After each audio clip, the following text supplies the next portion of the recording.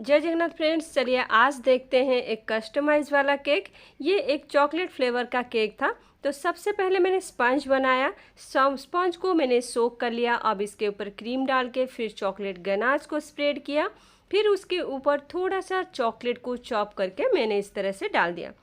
फिर मैंने second layer को रखा और फिर इसको सोक कर लिया। फिर उसके बाद इसके ऊपर भी क्रीम को स्प्रेड कर दूंगी और वही सेम प्रोसेस को रिपीट करते हुए इसके ऊपर भी चॉकलेट गनाश लगाऊंगी और फिर चॉप्ड चॉकलेट को रख के थर्ड लेयर को रख दूंगी। ये जो केक था ना, इसको कस्टमर ने मुझे दिन में 11 बजे ऑर्डर किया था, लेकिन इसमें बहुत सारे फॉन्डेंट के काम थे और फॉन्डेंट ड्राई होने के लिए टाइम चाहिए होता है और कस्टमर को शाम के 7 बजे तक चाहिए था। इसलिए सबसे पहले मैंने स्पंज को बेक होने के लिए रख दिया और उसके बाद मैंने फॉन्डेंट का काम किया। अब इस तरह से मैं थोड़ा सा पिंक का शेड देते हुए इस केक को मैं फिनिशिंग कर लूँगी और केक कॉम के हेल्प से इस साइड को इस तरह से डिज़ाइन दे दूंगी। अब ऊपर आए हुए इस एक्स्ट्रा क्रीम को मैं निकाल लूँगी। अब मैं वाइट चॉकलेट से इस तरह के राउंड पीसेस में बना के रखा था। अब इसके ऊपर मेल्टेड चॉकलेट लगा के इस तरह से स्टिक को मैं फिक्स कर दूंगी, क्योंकि इसके ऊपर मुझे फ्लावर बनाना है। और साथ में मैंने 5 छोटे छोटे कपकेक्स बनाए थे। 3 तो एक साइज़ के थे, थोड़े से बड़े थे, और 2 बहुत ही छोटे छोटे मैंने बनाए थे। फिर ना मैं इसके ऊपर N1 नोजल से इस तरह से कुछ वाइट फ्लावर बना लूँगी। अब केक को जब तक फाइनल डिज़ाइन बनाऊंगी तब तक अगर इसको बाहर रखूंगी तो इसके ऊपर बबल्स आ जाएंगे, इसलिए इसको फ्रीज में रख देती हूँ। अब केक को इस तरह से मैं रखने के बाद इसके पास इस तरह से मैंने सारे कप केक को रखे। फिर मैंने सोचा कि बीच में छोटे वाले को रखूँ या साइड में रखूँ। फिर इस तरह से लगा देने के बाद लगा कि तीनों बड़े वाले जो कपकेक्स हैं इनको बीच में रखती हूँ और साइड में छोटे वाले के कर देती हूँ।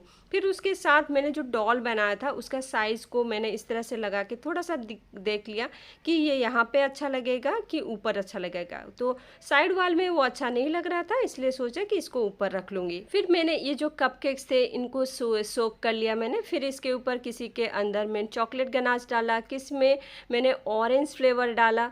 इस तरह से पांचों को अलग अलग फ्लेवर मैंने बनाया था और फिर N1 नोजल से 2 तरह का क्रीम ऐसे फिल करके डिज़ाइन मैंने ऊपर फ्लावर का बना लिया था। अब ऐसे ही साइड में मैंने थोड़ा सा बॉर्डर बना लिया था। बस मैंने इस तरह से मोती मोती जैसा डॉट बना दिया था, ज़्यादा कुछ नहीं किया था।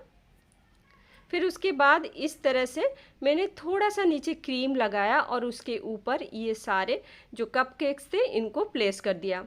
क्रीम की वजह से ये थोड़ा सा हिलेगा नहीं जब लेके जाएंगे बाहर। इनको थोड़ा सा दूर लेके जाना था, घर में कट नहीं करना था।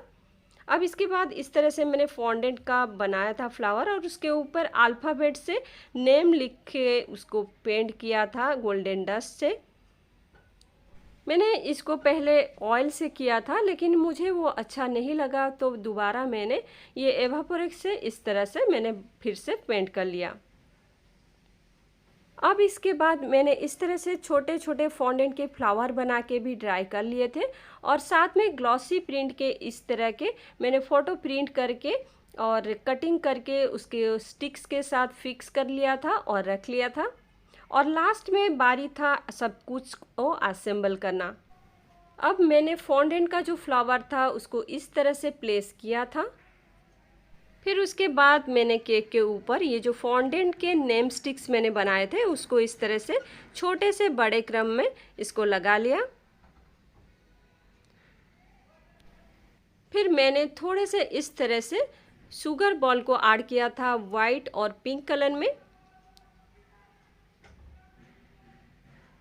और सामने जो 2 बड़े वाले मैंने रखे थे कपकेक उसके ऊपर 2 बटरफ्लाई रख दिए थे और बीच में एक 3 इयर्स वाला इस तरह से टैग जैसे लगा दिया था। फिर उसके बाद मैंने वो जो लड़की थी लड़की के फ़ोटो को इस तरह से प्लेस किया, बैलून लगाया, फिर क्राउन को लगाया। फिर लास्ट में व्हाइट चॉकलेट के ऊपर मैंने जो फ्लावर बनाए थे उसको इस तरह से प्लेस कर दिया था और केक का जो लुक है इस तरह से था। अगर आप भी सूरत में गौरवपथ रोड के आसपास रहते हो तो फिर आप यहाँ से केक ऑर्डर कर सकते हो। स्क्रीन में नंबर है, यहाँ पे केक के डिज़ाइन के साथ साथ आपको टेस्ट भी बहुत अच्छा मिलेगा।